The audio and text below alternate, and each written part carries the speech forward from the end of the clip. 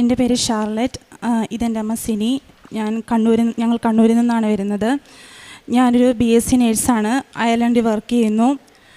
ഞാനിവിടെ ആദ്യമായി ഉടമ്പടി എടുക്കാൻ വേണ്ടി വന്നത് 2023 മെയ് 13 പലതവണയായി OET എക്സാം ട്രൈ ചെയ്തെങ്കിലും ഏകദേശം 4 തവണ ട്രൈ ചെയ്തു. എന്നിട്ടും എനിക്ക് പാസ്സാകാൻ സാധിച്ചിട്ടില്ലായിരുന്നു. അതിനുശേഷം എൻ്റെ അമ്മയുടെ നിർദ്ദേശപ്രകാരം ഞാൻ ഇവിടെ വന്ന് ഉടമ്പടി എടുക്കുകയും എനിക്ക് ഫസ്റ്റ് അറ്റംപ്റ്റിൽ തന്നെ എനിക്ക് അയർലൻഡ് സ്കോറോടുകൂടി പാസ്സാകാൻ സാധിച്ചു. അതിനുശേഷം അയർലൻഡ് പ്രോസസ്സിങ് വളരെ സ്ലോ ആയിരുന്നു. ഞാൻ ഉടമ്പടിയിൽ തുടർന്നുകൊണ്ടിരുന്നു, പ്രാർത്ഥിക്കുന്നുണ്ടായിരുന്നു.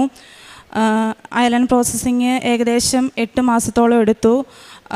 എനിക്ക് അവിടെ ഒരു ഗവൺമെൻറ് ഹോസ്പിറ്റലിൽ തന്നെ ജോലിക്ക് ഓഫർ കിട്ടി.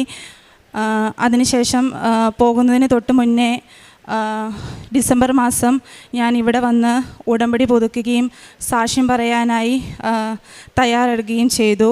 പക്ഷേ അന്ന് എൻ്റെ ഭയം നിമിത്തം സ്റ്റേജ് ഫിയർ നല്ലപോലെ ഉണ്ടായിരുന്നു. അതുകൊണ്ട് എനിക്കന്ന് ഉടമ്പടി പറയാൻ സാധിച്ചില്ല. ഞാൻ ഉടമ്പടി പറയാതെ മടങ്ങി.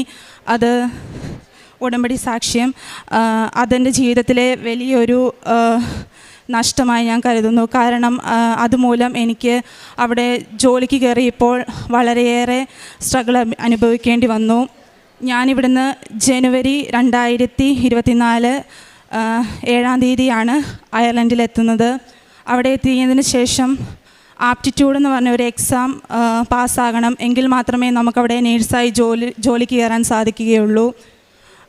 അതിൽ 2 അറ്റംപ്റ്റ് ഉണ്ടായിരുന്നു. അതിൽ 2 അറ്റംപ്റ്റിലും ഞാൻ 2-3 സ്റ്റേഷൻസ് ഫെയിലായി.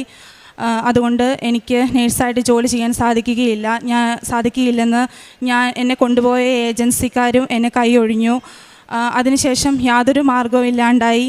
ഞാൻ താമസിച്ചിരുന്ന വീട്ടിലെ ചേച്ചി അവരുടെ സഹായത്തോടു കൂടി എനിക്ക് അവിടെ ഒരു എംപ്ലോയറിനെ കിട്ടുകയും എനിക്കവിടെ അവർ ഹെൽത്ത് കെയർ അസിസ്റ്റൻ്റായിട്ട് ജോബ് ഓഫർ ചെയ്യുകയും ചെയ്തു.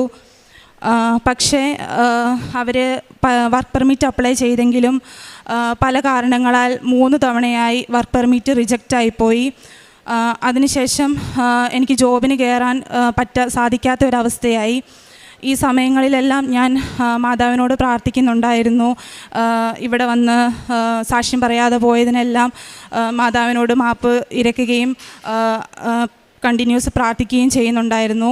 3 തവണ വർക്ക് പെർമിറ്റ് റിജക്റ്റ് ആയതിനാൽ എനിക്ക് ജോബ് ഓഫർ ചെയ്തു തന്ന മാനേജർ എനിക്ക് ഒരു സോളിസിറ്ററിൻ്റെ സഹായത്തോടു കൂടി എൻ്റെ പേപ്പേഴ്സ് റീഅപ്ലൈ ചെയ്യാൻ വേണ്ടിയിട്ട് ഞാൻ പേപ്പേഴ്സ് റീഅപ്ലൈ ചെയ്യാൻ കൊടുത്തു.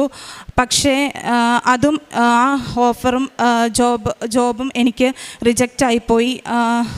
അവസാനം ഒരു മാർഗവും ഇല്ലാത്തതിനാൽ ഞാൻ ഒന്നുകൂടെ എൻ്റെ ആപ്റ്റിറ്റ്യൂഡ് എക്സാമിന് വേണ്ടി ട്രൈ ചെയ്തു. എനിക്ക് ആപ്റ്റിറ്റ്യൂഡ് എക്സാം പാസ്സാകാൻ സാധിച്ചു. ആ സമയങ്ങളിൽ എൻ്റെ ഓൺലൈൻ ഉടമ്പടി എടുത്ത് ഞാൻ പ്രാർത്ഥിക്കുന്നുണ്ടായിരുന്നു. പോകുന്ന സ്റ്റേഷനുകളിലെല്ലാം ഞാൻ ഉപ്പ് വിതറുകയും മാതാവിനോട് തൈലം പൂശി പ്രാർത്ഥിക്കുകയൊക്കെ ചെയ്യുന്നുണ്ടായിരുന്നു. അതുകൊണ്ട് എല്ലാ സ്റ്റേഷനും എനിക്ക് പാസ്സാകാൻ സാധിച്ചു. എനിക്ക് അവിടെ നേഴ്സായിട്ട് ജോബ് ചെയ്യാനുള്ള അതിന് വേണ്ടിയിട്ടുള്ള എക്സാം പാസ്സായി ഞാൻ. പക്ഷേ അതിനുശേഷം എനിക്ക് വേണ്ടി അവർ നേഴ്സായിട്ടുള്ള ജോബിന് വേണ്ടിയുള്ള വർക്ക് പെർമിറ്റ് അപ്ലൈ ചെയ്തു. പക്ഷേ എൻ്റെ ഈ സമയം കൊണ്ടെല്ലാം എൻ്റെ വിസ ഓൾറെഡി ഫിനിഷ് ആയിട്ടുണ്ടായിരുന്നു. അതുകൊണ്ട് വർക്ക് പെർമിറ്റ് അപ്ലൈ ചെയ്തത് പിന്നെയും റിജക്റ്റായിപ്പോയി. ഈ സമയങ്ങളിലെല്ലാം ഞാൻ മാതാവിനോട് കഠിനമായി പ്രാർത്ഥിക്കുന്നുണ്ടായിരുന്നു. ഞാൻ ഓൺലൈൻ ഉടമ്പടി കൂടുകയും എല്ലാവർക്കും ഷെയർ ചെയ്ത് കൊടുക്കുകയൊക്കെ ചെയ്യുന്നുണ്ടായിരുന്നു. എൻ്റെ അമ്മയും എനിക്ക് വേണ്ടി ഉടമ്പടി എടുത്ത് പ്രാർത്ഥിക്കുകയും ഫാമിലിയെല്ലാം എനിക്ക് വേണ്ടി പ്രാർത്ഥിക്കുന്നുണ്ടായിരുന്നു. എനിക്ക് വേണ്ടി അവർ നാട്ടിൽ പല പ്രേക്ഷിത പ്രവർത്തനങ്ങളും ചെയ്യുന്നുണ്ടായിരുന്നു. പത്രങ്ങളെല്ലാം വിതരണം ചെയ്യുന്നുണ്ടായിരുന്നു. ജോബ് വർക്ക് പെർമിറ്റിന് അപ്ലൈ ചെയ്തത് അതും റിജക്റ്റ് ആയതിനാൽ എൻ്റെ മാനേജർ പിന്നെയും എന്നെ അവിടെ ഹെൽപ്പ് ചെയ്തത് നിമിത്തം എനിക്ക് ഒരു ഏജൻസി മുഖാന്തരം എൻ്റെ വർക്ക് പെർമിറ്റ് അപ്ലൈ ചെയ്യുകയും അവസാനം ആ വർക്ക് പെർമിറ്റ് എനിക്ക് സാങ്ഷൻ ആവുകയും ചെയ്തു. വർക്ക് പെർമിറ്റ് സാങ്ഷൻ ആയതിനു ശേഷവും ഈവൻ അവിടുത്തെ പോലീസ് ക്ലിയറൻസ് നമുക്ക് കിട്ടണം, എങ്കിൽ മാത്രമേ അവിടെ ജോബിന് കയറാൻ സാധിക്കുകയുള്ളൂ. അവിടുത്തെ പോലീസ് ക്ലിയറൻസ് പലരും എന്നോട് പറഞ്ഞു, നിനക്ക് കിട്ടുകയില്ല, നീ നാട്ടിലോട്ട് തിരിച്ചു പോകുന്നതായിരിക്കും നല്ലതെന്ന് പലരും എന്നോട് പറഞ്ഞു. ഞാൻ പല ഏജൻസികളെയും കോണ്ടാക്ട് ചെയ്തു. എല്ലാവരും എന്നോട് പറഞ്ഞത് നെഗറ്റീവ്സ് മാത്രമായിരുന്നു. തിരിച്ചു പൊക്കോ, നിനക്കിനി എന്തായാലും ക്ലിയറൻസ് കിട്ടുകയില്ല എന്നൊക്കെ പറയുമായിരുന്നു. എന്നാലും ഞാൻ മാതാവിൽ അടിയുറച്ച് വിശ്വസിച്ചു. ഞാൻ പോലീസ് ക്ലിയറൻസിന് വേണ്ടി സബ്മിറ്റ് ചെയ്തു. ഒരു ക്വയറീസും ഒന്നും വരാതെ എനിക്ക് പോലീസ് ക്ലിയറൻസ് കിട്ടി. എനിക്ക് അവിടെ ഇപ്പോൾ ഒരു നേഴ്സായിട്ട് ജോബ് ചെയ്യാൻ എനിക്ക് മാനേജർ മുഖാന്തരം എനിക്കവിടെ ഒരു നഴ്സിംഗ് ഹോമിൽ എനിക്കിവിടെ ഇപ്പോൾ നേഴ്സായിട്ട് ജോബ് ചെയ്യാൻ സാധിക്കുന്നുണ്ട്. എനിക്ക് ജോബ് കിട്ടി. ഞാൻ നേഴ്സായിട്ടാണ് ഇപ്പോൾ വർക്ക് ചെയ്യുന്നത്.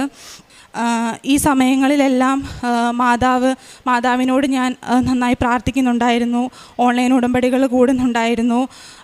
നാട്ടിലാണെങ്കിലും എനിക്ക് അവിടെ നിന്ന് പത്രങ്ങളൊന്നും വിതരണം ചെയ്യാൻ സാധിക്കാത്തത് കൊണ്ട് ഞാൻ നാട്ടിൽ അമ്മേനോട് പറഞ്ഞ് പലരുടെ പത്രങ്ങളെല്ലാം മേടിച്ച് വിതരണം ചെയ്യാൻ അമ്മ ചെയ്തിരുന്നു. എനിക്ക് ഓൺലൈനിൽ സാക്ഷ്യങ്ങൾ കേൾക്കുമായിരുന്നു, പ്രാർത്ഥിക്കുമായിരുന്നു. ഞാൻ എവിടെ പോയാലും ഉപ്പും തൈലവും ഉപയോഗിച്ചിരുന്നു. കാശ് രൂപം എപ്പോഴും എൻ്റെ കയ്യിലുണ്ടായിരിക്കും. എല്ലാ പെർമിറ്റുകളും അപ്ലൈ ചെയ്യാൻ നേരത്ത് ഈ ഉപ്പും കാശ് രൂപവും എല്ലാം ഞാൻ ഉപയോഗിച്ചിരുന്നു. ഇനി എൻ്റെ അമ്മ ഇതുപോലെ തന്നെ ഓൺലൈൻ ഉടമ്പടി എടുത്തിരുന്നു. അമ്മയുടെ ദേഹത്ത് വെള്ളപ്പാടുകളുണ്ടായിരുന്നു.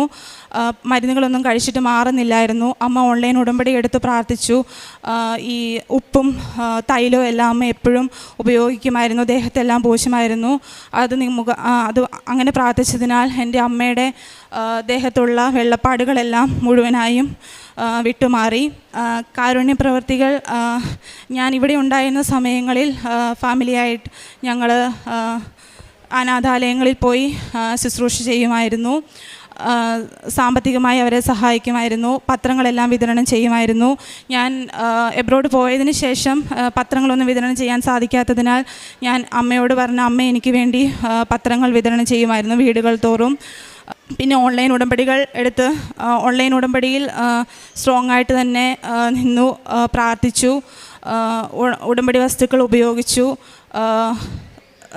ഓൺലൈൻ സാക്ഷ്യങ്ങൾ കേട്ടു, ഷെയർ ചെയ്യുമായിരുന്നു. അച്ഛൻ്റെ പ്രസംഗങ്ങൾ കേൾക്കുമായിരുന്നു. ഓൺലൈൻ പ്രസംഗങ്ങൾ അതും ഷെയർ ചെയ്യുമായിരുന്നു.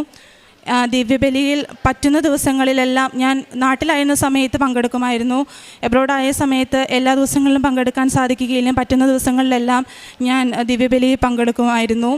അമ്മ മാതാവ് വഴി ഈശോ തന്ന എല്ലാ അനുഗ്രഹങ്ങൾക്കും നന്ദി.